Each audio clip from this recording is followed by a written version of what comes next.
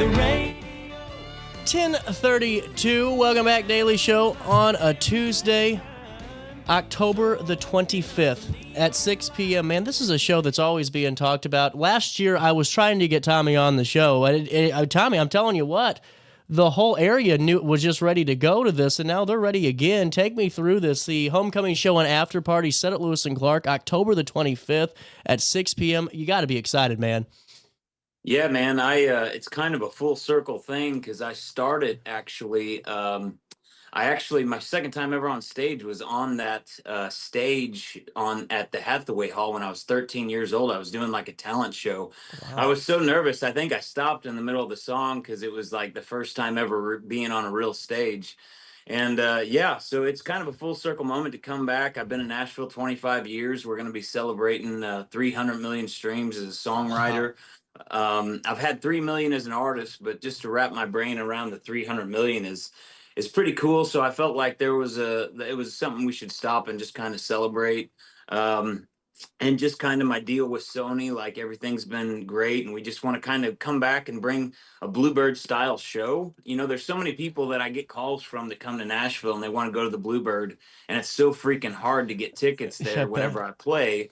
It sells out in like 30 seconds. So it's a way of kind of bringing that to the hometown and in a theater that's just kind of a full circle moment. It's just incredible. And I mean, when you say 300 million, and this is what I think, it's one of those numbers that you really just can't comprehend because it's just so large.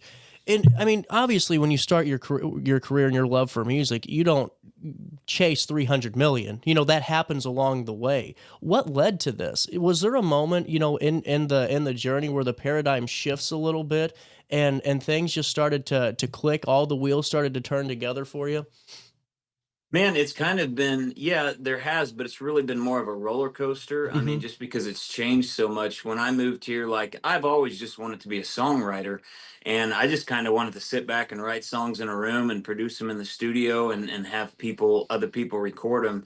And back then we didn't have streaming and all that, so the goal was to get a radio hit. Now, like everybody listens on their phone or wherever they're at, so there's been a little bit of adjustment with that, and music changes. And for a while, their country kind of stayed the same. I had a number one, and it was kind of country then, and then it kind of went a little poppy. And now it's back to like that huge diversity of music, Yeah. to where you have Zach Top or Florida Georgia Line or whatever. So it's kind of hard to stay up with the times, but for the most part, I just try to do what I love and my own kind of take on what country music is, and so far it's worked out.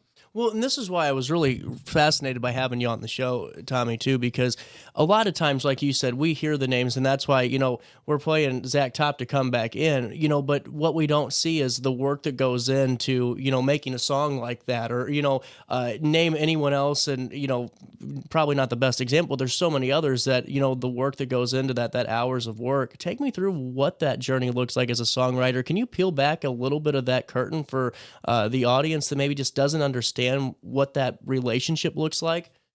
Sure. Yeah. I mean, so Nashville's and country music's always been about the song and about the songwriter, and it's always been like maybe two one-way streets. A 5 block period is all of country music and everybody that's writing songs. Back when I started, there was probably about 2,000 signed writers on Music Row. Now there's about 500, but it's basically every day you go in and like tomorrow I'll be writing with the guy that won American Idol, and the next day it's the guy that just won The Voice, or it's somebody that just Oh. took off on TikTok, or and hopefully you get in with these guys, or they kind of become a fan of your songs, and that's kind of how you kind of take off. Traditionally, it was more like the best song wins, and people recorded other people's songs. And it's still about half that way, but the Mhm. other half is other people wanting to learn how to write their own songs. But yeah, it's just every day we're down there writing with the different artists. And, most of the songs that we write, even the best songwriters in the world, will never get heard. Everybody makes most of their income off about 5% of what they write. But Wow. that's what's kind of exciting about it is, it's rejection for a living on one hand, but on the other hand, like the thing that you write, the thing that you create in a room that day could take off and be heard all over around the world, or change people's lives, or give them 3 minutes of escape, or something they sing at their wedding. it's cool and exciting to think about what you're doing, and it keeps you creative. Well, and now let me ask you a little bit about that because that's where my mind goes. Is that I mean, you're creating something that potentially millions of people are falling back to, whether it's a good time, a happy time, a time to get them through, maybe some stress or those monumental moments like the wedding days. What take me through the first hit that you had, that you were a part of, and just what that feeling was like, knowing that you're turning on the radio and here's the damn song, Yeah, no, that was a dream of mine since I was 14 years old. I always thought that would be the coolest thing in the world to drive down the road and hear a song that you wrote, and that was kind of always my end vision. And I made a 5-year plan at 14 to move to Nashville. I moved to Nashville at 19, and I ended up just getting super lucky and getting my first publishing deal my first week or two here, and I just started writing songs. I got a Blake Shelton cut. I got Wow. Randy Travis on one of his last albums, and eventually I had lost a publishing deal, and I just kind of gotten away from the love for it for a minute after a couple years here, and I just started writing kind of again for myself, like I did Yeah. when I was a kid. And one night I woke up and I just started playing this melody, and I finished this pretty much finished this song in a couple hours, like at 3 in the morning, and I knew before anybody ever heard it, it was going to be my first big hit. And a year later, it was number one for several weeks. It was a song called "Roll with Me" by Montgomery Gentry. And just the stories, man, like there's so many stories, there's so many things about how it touched people's lives, and it was the perfect song for the perfect time in their life. And just being able to ride down the road, and I remember one time driving with my dad and the song coming on, just so many cool moments like Yeah. that you kind of always envisioned, you never knew was going to happen. Now, this is something that I find fascinating. Are you ever one of those guys too that, I mean, like you're in on the secret where, maybe the generic public thinks, that's a great, song from them, but you're sitting here going, but little do they know, I'm one of the reasons for it. Does that ever like cross your mind, like where you're in on a secret that maybe even though they could know if they just look it up or look in the back of the CD, they don't think about? Yeah, no, I mean, we have so many people that think like, oh, well, everybody just writes their own music or Right. whatever, but it's always been that way. And I don't know, I've just always loved the thought of like having a normal life and just being creative and not having to get too caught up in the other stuff. Yeah. I've done more of that the last few years. We released my first songwriter album in 2021, Mhm. and I just started kind of as a supplemental income and because it's fun. I play the Bluebird a few times a year, but then I'll take that Bluebird style show and take it around the country, and people love it because they get to hear the stories behind the songs, how they were created. Songs that they love, they get to hear how the original version was, or the songwriter who wrote it doing it himself.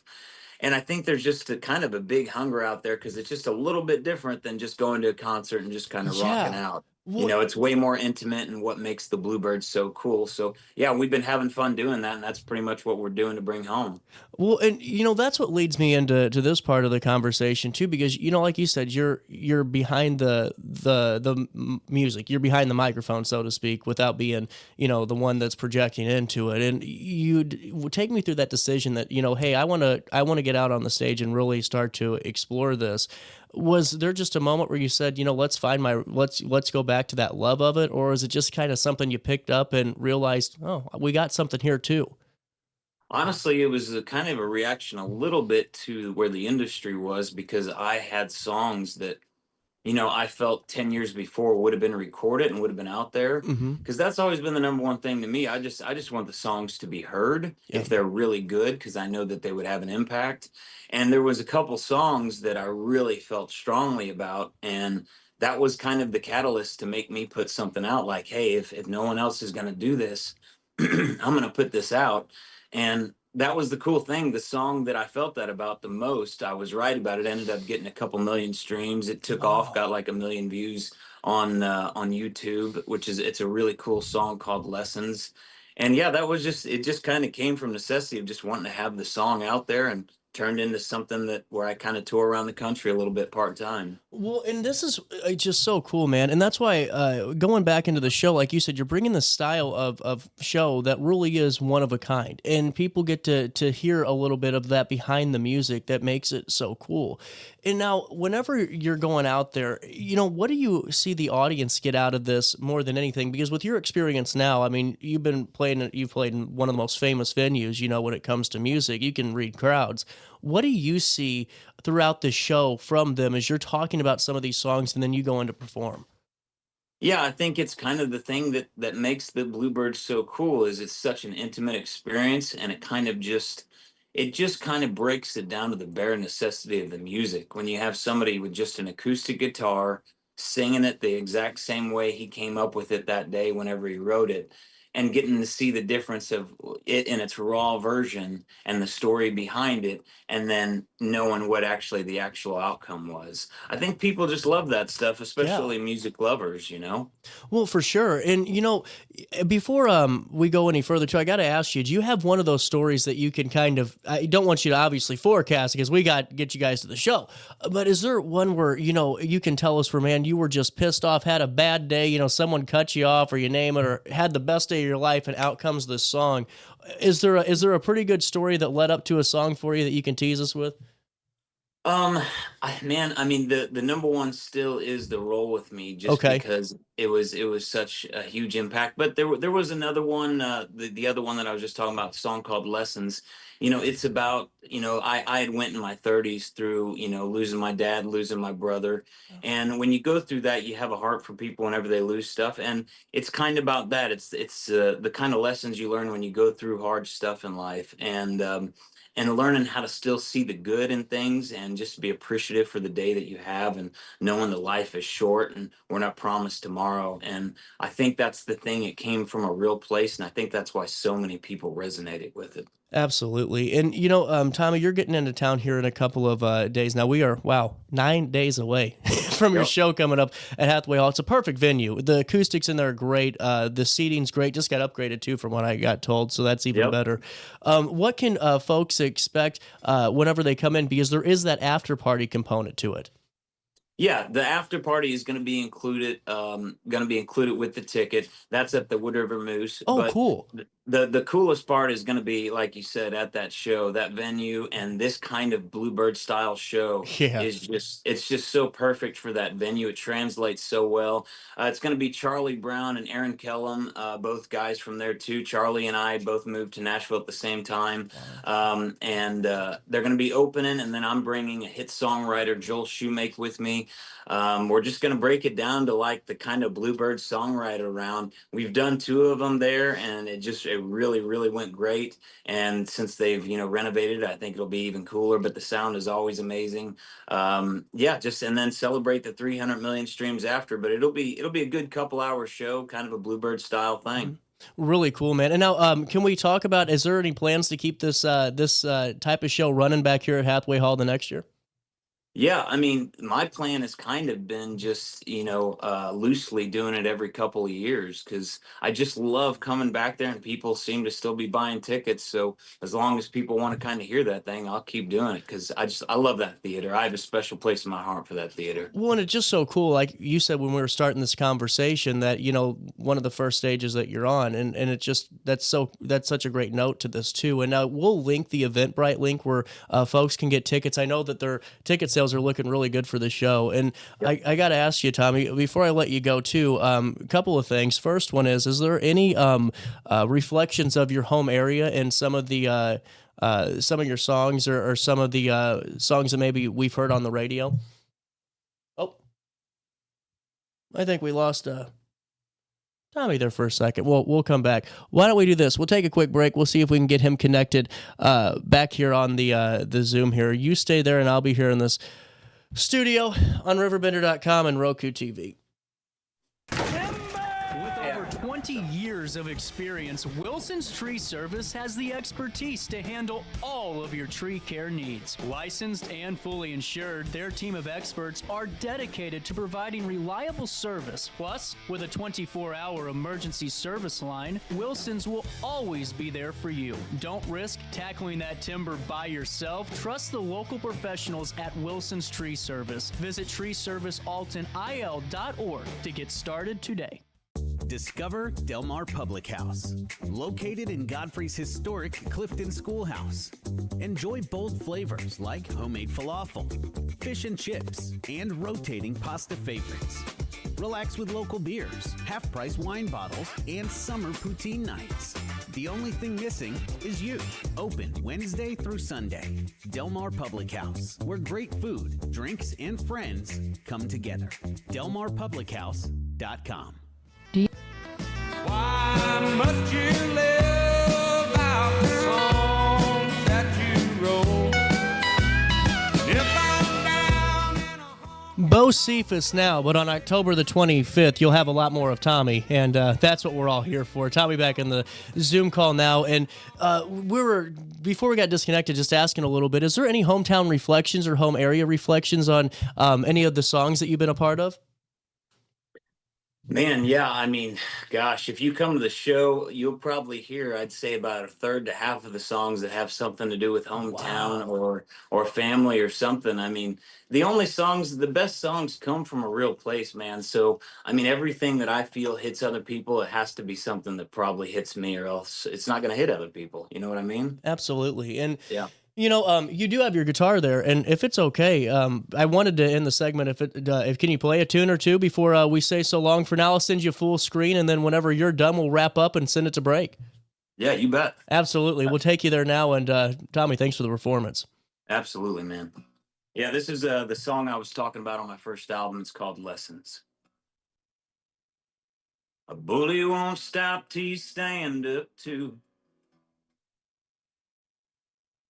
You ain't gonna win if you plan on losing.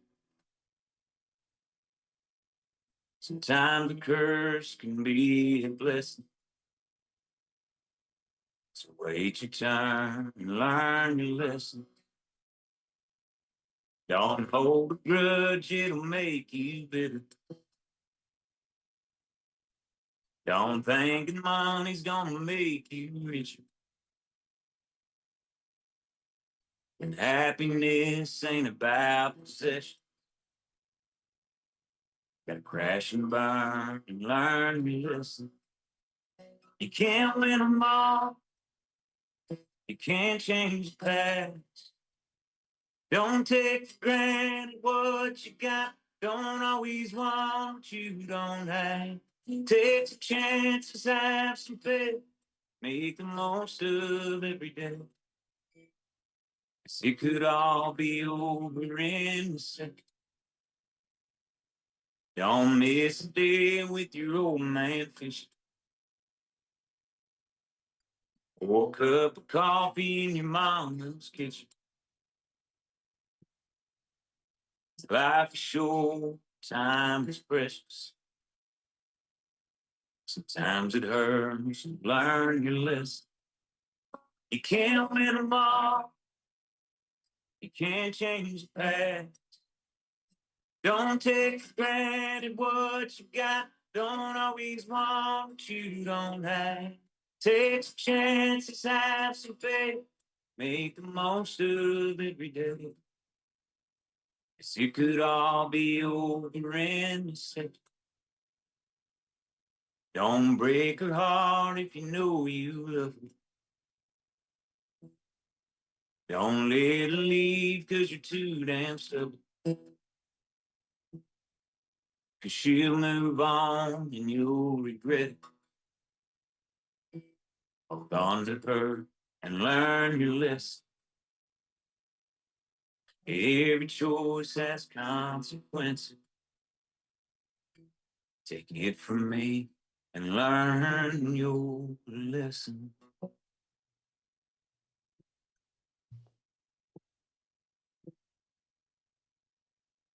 Man, that was incredible, Tommy. Thank you very much, man. And before Thanks, bud. I let you go, seriously, just great.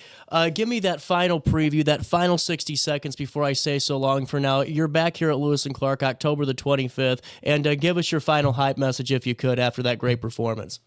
Yeah, absolutely, man. Yeah, we're going to be coming back basically to celebrate hitting 300 million streams as a songwriter. I've hit 3 million as an artist too, but 300 million as a songwriter, playing all the songs that got me there. Warren Ziders, Trisha Yearwood, Old Dominion, Blake Shelton, Montgomery Gentry. We're going to have Charlie Brown and Aaron Kellum opening. I'm going to have Joel Shoemake, who's another hit songwriter with me. Basically the Bluebird style show. Yeah, it's gonna be awesome. We'll have an after party and get to hang after, maybe even do a little bit more music there. That's Nice. included with the ticket. And yeah, and I also want to just shout out to Melissa Georgioff. She has been so huge in helping me out and get the word out, and just she's always been a huge supporter. I was her first guest on her podcast, so just wanted to give her a shout out and say thanks to her too. Really cool, man. Well, like I said, that was a hell of a performance, and honestly, can't wait to see you October the 25th. We'll link everything in a write-up on RiverBender.com, and thank you so much for your time. Yeah, thanks so much, man. I appreciate you. We'll take a quick break. 10:53 is the time on this Monday morning. Our daily show continues in the heart of the 618 next.